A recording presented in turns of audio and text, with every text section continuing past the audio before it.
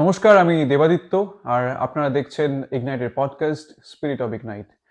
Spirit of ইগনাইটে আমরা কথা বলছি ইগনাইটের সাথে জড়িয়ে থাকা কিছু গুরুত্বপূর্ণ মানুষদের সাথে, যারা ইগনাইটে অনেকটা দায়িত্ব সামলান, বাইরে এবং ভেতরে, পুজো এবং পুজোর বাইরেও। সেরকমই একজন মানুষের সাথে আমরা কথা বলবো আজকে। আমরা পেয়েছি পুজো আচার টিম থেকে শ্রেয়াকে। শ্রেয়া অনেক বছর ধরেই পুজো আচার টিমটাকে রিপ্রেজেন্ট করে এবং মায়ের যে 5 দিন মা আমাদের বাড়িতে আসেন সেই আদর যত্নের দায়িত্ব কিন্তু শ্রেয়ার কাছেই থাকে। তো Shreya, welcome to the podcast. Thank you Debaditya. আর কেমন আছিস বল, আর পুজোর প্রিপারেশন কেমন চলছে? ভালো আছি, খুব এক্সাইটেড আছি। পুজোর প্রেপারেশনস তো আমাদের অ্যাটলিস্ট পুজো আচার টিমের আমি তো বলবো অনেকদিন আগে শুরু হয়ে গেছে। আমাদের ফার্স্ট মিটিং আই রিমেম্বার মার্চে হয়েছিল। হুম। তো তখন থেকে ডিসিশনস হচ্ছে যে পুরোহিত মশাইকে বুকিং করা হবে, ওকে। তারপরে ওই জোগাড় যন্ত্র করার মিটিংস, এগুলো অনেক আগে থেকে শুরু হয়েছে। পুরো টিম ভীষণ এক্সাইটেড। ওকে, লাভলি। তো এটা নিয়ে একটু বল যে বিকজ আমরা বার্লিনে হ্যাঁ। পুজো করছি অ্যান্ড হ্যাঁ। মানুষজন কলকাতার পুজো দেখে বা হুম। পশ্চিমবঙ্গের পুজো দেখে অনেকটা অভ্যস্ত। হুম। তো এই প্র্যাকটিক্যালিটি নিয়ে একটু বল যে এই হ্যাঁ। কম্প্রোমাইজ কিছু করতে হয় কিনা বা কি কি চেঞ্জেস আমাদের করতে হয় depending on the time and other things, সেটা নিয়ে একটু তুই হ্যাঁ, বলিস। তো মানে যেটা আমার ফার্স্ট মনে পড়ছে হচ্ছে টাইম জোনের ডিফারেন্সটা। হুম। সো কলকাতাতে বা যে কোনো বেঙ্গলের যে কোনো পার্টে যেই তিথি নক্ষত্র মানে যেই হ্যাঁ। যেই দিনে যেরকম ভাবে পুজোর যেই টাইমে হয়, এইটা একটা জিনিস যেটা আমরা কাইন্ড অফ মিস করে যাই হুম। এখানে করতে। বাট আমরা ট্রাই করি প্রত্যেক দিনের পুজোর দিনের দিনই পুজোটা হয় আমাদের, বাট হুম। টাইমটা ঠিক ম্যাচ করে ওঠা যায় না। বিকজ হয়তো কোনো দিন কলকাতার টাইম অনুযায়ী করতে গেলে আমাদের এখানে যেহেতু 3.5 ঘন্টা পিছিয়ে হুম। আছি, তো মেবি ভোর হুম। রাতে শুরু করতে হবে। তো হুম। লোকে আসতে পারবে না, বা যারা টিমের কাজ করে পুজোর জন্য তারাও হয়তো পৌঁছাতে পারবে না। তো যেহেতু সবাই নিজেদের ওয়ার্ক লাইফ ব্যালেন্স করে, তারপরে যেহেতু এখানে ছুটি নেই পুজোর সময়, হ্যাঁ। সেই সব ব্যালেন্স করে পুজোটাকে আমরা অর্গানাইজ করি। তো এই কয়েকটা কথা আমাদেরকে মাথায় রেখে তারপরে পুজোটা করতে হয়। সো ডে গুলো ঠিকঠাক থাকে, ওকে। বাট একটু টাইমের ইস্যুটা হয়। তো ওকে। এটা একটা আমরা বলতে পারো একটা কনস্ট্রেন্ট। হুম। আর তা বাদে ধরো এই খুঁটিনাটি ছোটখাটো ইনগ্রেডিয়েন্টস হয়তো হুম। কোনো কিছু একদম রেডিলি অ্যাভেলেবল না। বেলপাতা হয়তো রেডিলি হ্যাঁ। অ্যাভেলেবল না। তো সেইটা কখনো হয়তো কম আছে। তো কাইন্ড অফ একটু হয়তো মানে কশাসলি ইউজ করা যায়। আচ্ছা, এটা অষ্টমীর পুজোর জন্য রেখে দিই। হুম। এই কিছু ছোট, ছোট ব্যাপার আছে। বাট I would say এই সবকিছুকে কম্পেনসেট করে আমাদের এন্টায়ার বাঙালি কমিউনিটি বা এন্টায়ার ইন্ডিয়ান কমিউনিটির হোল হার্টেডনেস। ওকে। তো মানে যারা ইগনাইটের পুজোয় এসছে তারা they'll feel it. There's no hmm. difference in hmm. what they see and feel in Bengal and what they feel here in Berlin. মানে আমি ১ম বার যখন এসছি, আমার একবারও মনেই হয়নি যে আমি কলকাতায় আমার বাড়ির পুজোয় নেই। তাই তো, তো এই হ্যাঁ। ফিলটা যে আসে মানে I think whole heartedness থেকেই আসে, and that is what compensates for everything else. Right, খুব এনার্জি থাকে ভীষণ। মানুষজনের, কারণ সবাই এখানে ওয়ার্কিং অ্যান্ড ওইটা হ্যাঁ, আমাদের উইকেন্ডেও করতে হয়, কিছু সময় কম্প্রোমাইজেস গুলো থাকে এবং রাইট, এবং ভেন্যুটা অনেকটা দূরে সবার বাড়ি থেকে, রাইট। ডিফারেন্ট ডিফারেন্ট হ্যাঁ, প্লেসেস থেকে সবাই আসে। ইটস হ্যাঁ, ওয়ান্ডারফুল টু নো অ্যাকচুয়ালি। তো হ্যাঁ। আর এক্সাইটমেন্ট কেমন, মানে পুজো তো এসেই গেল, আর জাস্ট 1 মাসও বোধহয় বাকি নেই, মানে কয়েকদিন তোর কেমন লাগছে এরকম ব্যাপারটা ভাবতে যে এই ভীষণ কদিন পরেই পুজো? এক্সাইটেড।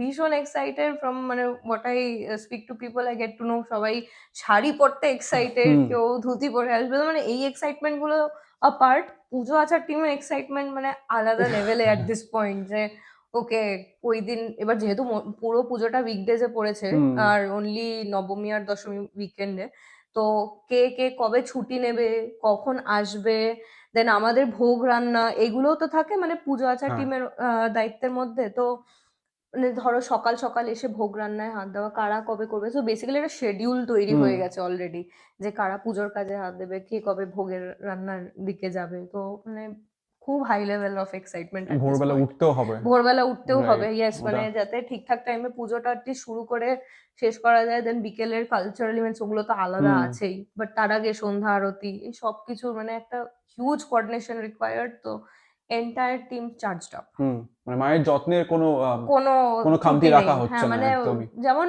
বাড়িতে আমরা ভাবতাম কলকাতায় যেরকম যে মা আসছেন বাড়িতে, ইটস লাইক হ্যাঁ। ফ্যামিলি মেম্বারের হুম। বাড়িতে আসা। মানে কোনো ত্রুটি যেন না হয়। হুম। এক্সাক্টলি সেম জিনিসটা এনশিওর করা হয় এখানে। অ্যান্ড বাড়ির মেয়ে বাড়িতে আসছে। বাড়ির মেয়ে বাড়িতে আসছে। তো প্রবাবলি সেই কারণেই আমরা এত পজিটিভিটি দেখতে পাই হ্যাঁ। Around us. Not just from the organisers, hmm. But even from the visitors who visit. আমার হুম। কিছু জার্মান কলিগস আছেন, হুম। তারা ভিজিট করেছেন। মানে দে হ্যাভ অলওয়েজ সেড কি জিনিসটা একটা আলাদাই একটা সুন্দর feeling hmm when they visit our Pujo. Right right so হ্যাঁ আমিও দেখেছি এবং আমার হ্যাঁ এটা second time Pujo with Ignite. হ্যাঁ তো লাস্ট টাইম আমি দেখলাম অনেকজন জার্মান থেকে যারা নন হ্যাঁ ইগনাইটস নন হ্যাঁ বেঙ্গলিজ যারা হ্যাঁ অনেকে এবং নন ইন্ডিয়ান অ্যাজ ওয়েল রাইট, হ্যাঁ তো ওরাও অনেকে খুব এনজয় করছিল পুজোটা। হ্যাঁ তুই এতক্ষণ ধরে বলছিলি পুজোর হুম চ্যালেঞ্জেস গুলো নিয়ে তোরা কিরকম করে পুজো করিস। হুম আর তুই তো জানিস যে বার্লিনে অনেকগুলো পুজো হয় হুম ইনক্লুডিং ইগনাইট। তুই আমাকে বল যে ইগনাইটের অ্যাট্রাকশন পয়েন্ট গুলো কি কি, মানে তোদের বেসিক্যালি ইউএসপিস গুলো কি আছে রাইট। পুজোতে ইগনাইটে?